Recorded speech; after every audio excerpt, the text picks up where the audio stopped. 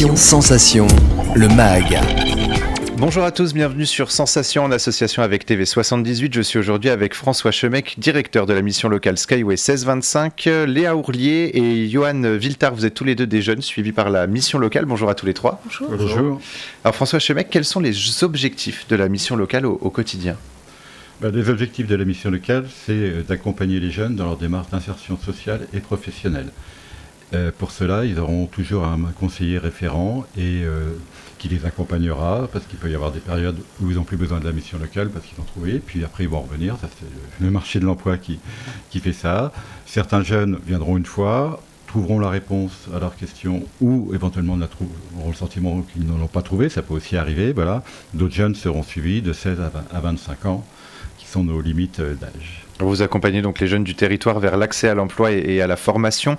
L'émission ne date pas d'hier et pourtant le Covid a mis un coup de frein à l'accès à l'emploi pour de nombreux jeunes. Est-ce que vous estimez que la demande est plus importante depuis cette période ?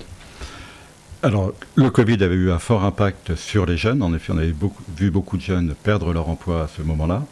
Ça avait eu aussi un impact sur l'accueil par la mission locale parce qu'il étant fermé, ne faire de l'accueil qu'en télétravail, c'était très très compliqué. Après la sortie du Covid, il y a eu deux mouvements, un retour des jeunes vers la mission locale et aussi en même temps une embellie du marché de l'emploi, ce qui fait que beaucoup de jeunes ont à ce moment-là trouvé des emplois et on n'a jamais eu des taux d'emploi aussi forts qu'en 2021. Et alors justement, Saint-Quentin-en-Yvelines, typiquement, c'est un territoire où il y a environ 17 000 entreprises. Donc c'est finalement un territoire aussi qui est force de proposition en termes de formation et d'emploi. Ah tout à fait, oui. La mission locale et les jeunes ont la chance, qui résident sur Saint-Quentin, ont une chance assez exceptionnelle. C'est-à-dire qu'il y a plus d'emplois que de population active. Ça ne veut pas dire qu'il n'y a pas de chômage, ça ne veut pas dire que les emplois soient adaptés aux compétences de chacun. Mais enfin, c'est plus facile ici que sur d'autres territoires. Et vous les accompagnez également dans certaines démarches sociales, comme l'accès au logement ou à la santé. Les jeunes aujourd'hui ne sont pas assez informés sur les aides auxquelles ils ont droit. Mais c'est le problème de l'information et d'Internet, de l'information. Il y en a partout et à un moment, il y en a trop et on ne sait pas forcément comment la trouver. Voilà. Donc vous êtes là justement pour réussir à remettre les informations dans le bon ordre. Alors, on va parler aujourd'hui du dispositif classe départ. Qu'est-ce que le dispositif classe départ et à qui s'adresse-t-il ? Alors, on travaille avec de multiples partenaires et notamment avec des partenaires qui vont proposer des actions innovantes pour mobiliser les jeunes, les faire avancer dans leurs projets, leur faire découvrir des choses qu'ils ne connaîtraient pas. Donc, par exemple, la classe départ, mise en place par la sauvegarde des Yvelines, par exemple des treks à l'étranger mis en place par un autre partenaire, Nouvelles Perspectives, des choses comme ça. Et les jeunes vont pouvoir en parler, ça les change très très positivement, je crois. Alors sur le site officiel, on parle d'un dispositif tourné vers les jeunes qui ont décroché du système scolaire.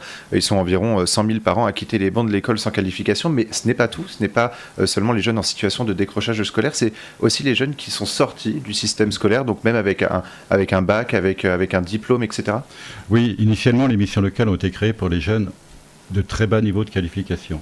Mais au fil du temps, le public a changé et on accueille tout jeune et aujourd'hui, plus de la moitié des jeunes qu'on accueille ont un niveau bac ou plus obtenu.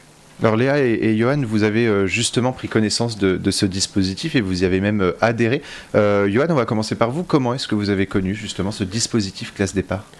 J'ai connu Je n'ai pas fait, j'ai pas fait la classe départ. Ah oui, vous n'avez pas fait la classe départ, c'était le trek. Donc on va plus rester sur Léa, pardon. Donc Léa, comment est-ce que vous avez pris connaissance de la classe départ ? Moi j'ai connu la classe départ grâce à la mission locale, grâce à mon conseiller. Donc, parce que j'aimais bien tout ce qui était art. Qu'est-ce que ça vous a apporté justement ce dispositif, notamment au niveau des arts ? À travers les arts, ça m'a aidé à reprendre confiance en moi, à avancer aussi pour plus tard, que je voulais faire aussi, et me pousser à aller faire des études, à reprendre les études, tout ça. Et alors aujourd'hui, quel est votre projet professionnel justement ? Là, j'ai repris un DAEU, option littéraire, donc c'est un équivalent du bac, pour ensuite faire des études en droit et pour faire une année en généalogie. Ok, oui, très bien. Ce qui n'a rien à voir. Je connais pas du tout en plus la généalogie, et moi typiquement les arts c'est pas ce qui m'attire déjà de base, mais dans les arts il y a de la culture, et c'est justement un domaine qui se perd, moi je trouve personnellement. Donc on compte sur vous pour le refaire revivre. Johan, vous avez participé au système Trek. Alors qu'est-ce que le système Trek? Le système Trek, c'est l'organisation lors d'une série de 5-6 réunions d'un projet de voyage, enfin de trek, d'une randonnée sur 6 jours, où on fait 25 km par jour. Et pendant ces 25 km, on arpente différents sentiers, principalement des sentiers de randonnée assez complexes. Et assez complexe. Il y a de tout type de sentiers, mais faut les tenir sur 25 km, et ça nous forge un mental pour persévérer, pour aller jusqu'au bout. Alors justement, vous êtes parti en Italie, hein, c'est ça, pour le dernier trek? J'ai eu l'occasion de partir dans le Val d'Aoste.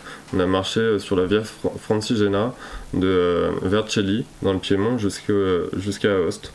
Et qu'est-ce que vous retenez justement? Quels sont les objectifs à travers ce trek? Est-ce que c'est simplement de faire des randonnées, ou est-ce qu'il y a des objectifs derrière?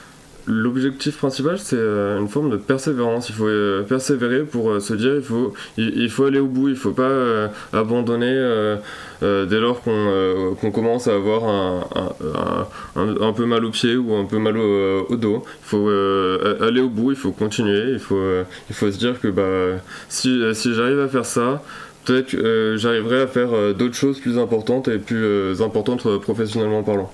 Donc ça aide finalement à aussi mettre en avant certaines compétences, et surtout à ne jamais baisser les bras. C'est ça. Alors justement, baisser les bras, c'est ce que certains jeunes font quand ils ont l'impression de ne pas avoir assez d'aide, ou de ne pas être assez écoutés. Votre rôle, c'est aussi ça, c'est de leur montrer qu'il ne faut pas baisser les bras et qu'il y a toujours une solution. Oui, la recherche d'emploi, c'est quand même un parcours du combattant, et il est tout à fait entendable que les jeunes, ou aussi d'ailleurs les moins jeunes, à un moment baissent les bras, parce que quand on se prend plusieurs échecs répétés,